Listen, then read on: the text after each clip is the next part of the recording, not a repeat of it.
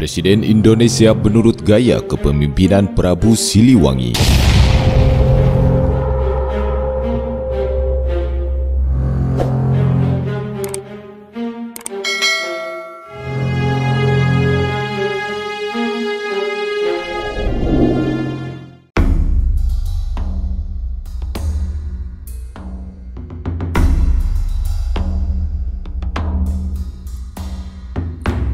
Negara Indonesia memiliki sejarah panjang tentang bagaimana pola pemerintahan dan kepemimpinan dalam konteks tata kekuasaan. Indonesia adalah sebuah negara yang awalnya adalah tempat di mana terdapat banyak kerajaan-kerajaan yang menguasai wilayahnya masing-masing, dengan memiliki kuasa penuh atas rakyat, bangsa, dan juga daerah kekuasaan kerajaan. Setelah mengalami berbagai fase perubahan sejarah kekuasaan, berakhirnya era kerajaan berganti dengan masa kesultanan. Kemudian setelah itu pengaruh dari bangsa asing yakni era kolonialisme dan penjajahan mulai masuk dan menguasai bangsa ini. Pengaruh besar kolonialisme dan penjajahan membuat rakyat Indonesia yang pada awalnya terpisah masing-masing sesuai dengan wilayah dan pengaruh dari era kerajaan dan kesultanan. Ketika itu mereka semua bersatu dan sepakat untuk melawan dan mengusir para penjajah dari bumi pertiwi.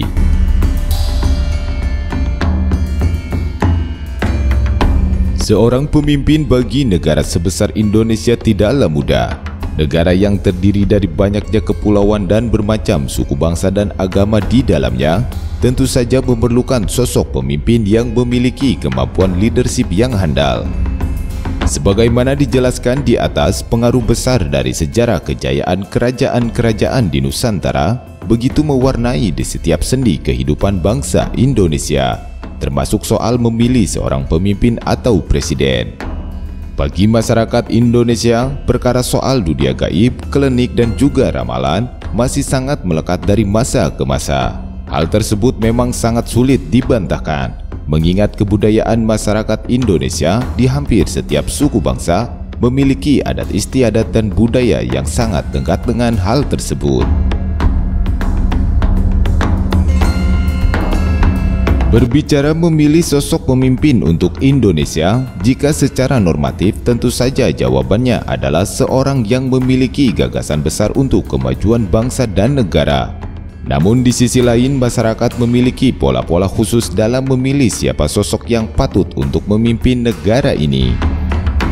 Pola-pola tersebut lagi-lagi tidak terlepas dari persoalan ramalan, wangsit, dan juga amanat dari para leluhur atau karuhun, yang dipercayai sebagai seorang tokoh besar yang memiliki kemampuan khusus dalam penglihatan atau terawangannya untuk masa depan kehidupan bangsa. Bagi masyarakat Jawa khususnya, terdapat ramalan atau naskah yang menjadi rujukan atau referensi dalam memilih sosok pemimpin negara ini. Yang pertama adalah ramalan Prabu Jayabaya atau Joyoboyo dan juga ramalan dari Raden Ngabehi Ronggowarsito.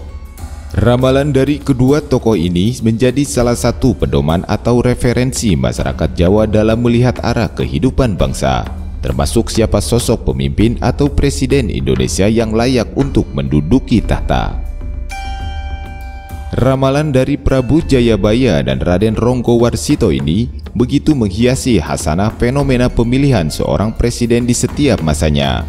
Dengan demikian, informasi tentang mitos ramalan tersebut sangat dikenal bukan hanya bagi masyarakat Jawa saja, namun menjadi isu perbincangan secara nasional termasuk bagi suku-suku lain di luar Pulau Jawa. Selain dari dua tokoh di atas tersebut, terdapat satu tokoh lain yang juga menjadi rujukan atau acuan mengenai ramalan atau ciri-ciri khusus bagi seorang pemimpin atau presiden Indonesia. Beliau adalah Raja Pajajaran Prabu Siliwangi. Jika berbicara tentang sosok Prabu Siliwangi, sudah pasti hampir semua orang mengetahui tentang kisah beliau sebagai seorang raja yang berhasil membawa kerajaan Pajajaran pada puncak kejayaannya. Gaya kepemimpinan serta kemampuan Prabu Siliwangi dalam memegang tahta kekuasaan menjadikannya seorang raja yang begitu dicintai rakyatnya dan juga disegani oleh lawan. Hal tersebut dikarenakan Sang Prabu memegang teguh dasar pola kepemimpinan dari nilai-nilai ajaran Kasundaan yang bersumber dari warisan ajaran leluhur yang disebut dengan Dasa Pasanta. Dasa Pasanta sendiri adalah 10 penerang, sebuah ajaran yang menjadi dasar pembentukan karakter seorang raja ketika ia memimpin sebuah kerajaan. Adapun isi dari Dasa Pasanta tersebut ialah guna yang berarti bermanfaat, bijak bestari, pesok yang berarti bangga, asih atau kasih sayang, karunia, mupruk atau menenteramkan hati, ngulas yang berarti mengoreksi, nyecep atau perhatian, dan yang terakhir ngala angen yang berarti mampu mengambil hati rakyat dan bawahannya. Menurut kepercayaan masyarakat Sunda kuno, bagi siapapun yang akan menjadi seorang pemimpin, khususnya di dataran Nusantara, maka ia harus mampu menguasai dan menerapkan Dasa Pasanta dalam gaya kepemimpinannya. Seorang pemimpin yang mampu melihat, mendengar, dan merasakan langsung nafas kehidupan rakyatnya dengan terjun langsung untuk mengontrol dan menyerap aspirasi. Banyak sumber yang menyatakan bahwa terdapat ramalan atau wangsit dari Prabu Siliwangi mengenai siapa sosok pemimpin yang akan mampu membawa kemajuan dan kesejahteraan bangsa ini. Berikut adalah ciri-cirinya. Memiliki ketaatan kepada Tuhan Sang Maha Pencipta, menjaga keyakinan dan ajaran keagamaan dengan menjalin hubungan baik dengan para resi atau pandita, atau yang dalam istilah saat ini dikenal dengan sebutan pemuka agama. Dekat dengan rakyat, dengan tanpa adanya sekat untuk mampu berhadapan langsung dengan rakyat. Seperti halnya Prabu Siliwangi, beliau kerap menemui rakyatnya secara langsung dengan cara diam-diam atau belusukan. Demokrasi dan musyawarah. Dalam setiap menentukan kebijakan atau arah pemerintahannya, seorang pemimpin harus terlebih dahulu berdiskusi atau bermusyawarah dengan para menteri dan juga patihnya. Memperkuat pertahanan. Seperti halnya seorang patriot, seorang pemimpin harus memiliki keseriusan dalam hal pertahanan negara, baik secara internal maupun eksternal. Memiliki jiwa kesatria dan rasa nasionalis yang tinggi. Seorang pemimpin harus mampu berkorban jiwa dan raga untuk tampil paling depan dalam membela dan memperjuangkan bangsa dan negaranya. Mengangkat dan mempercayai seseorang atau lembaga dalam menjalankan tugas khusus kenegaraan. Sebagaimana Sang Prabu ketika memimpin kerajaan, beliau kerap mempercayakan banyak tugas kenegaraan kepada patihnya ketika Sang Prabu sedang tidak berada di dalam istana. Dan yang terakhir, pada salah satu bait dalam wangsitnya, Sang Prabu menyebutkan kelak akan ada seseorang yang merupakan keturunan dari Trah Murni Pajajaran yang akan membawa kemakmuran bangsa dan negara.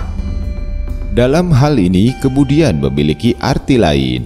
Bagi siapa saja calon pemimpin yang memiliki kedekatan atau berusaha menjalin hubungan langsung dengan bumi Pajajaran dalam hal apapun, baik dari segi wilayah, adat dan budaya serta ajarannya, maka besar kemungkinan dialah yang mendapatkan restu dari para leluhur Pajajaran.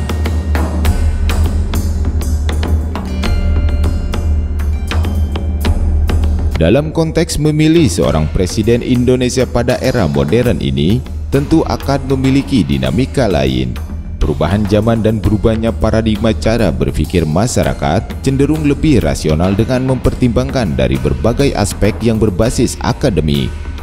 Namun meski demikian, bagi beberapa masyarakat tertentu, fenomena mitos akan ramalan, wangsit serta amanat dari para leluhur mengenai sosok pemimpin masa depan bangsa ini tetap menjadi rujukan kuat dalam memilih siapa yang pantas untuk dipilih menjadi presiden.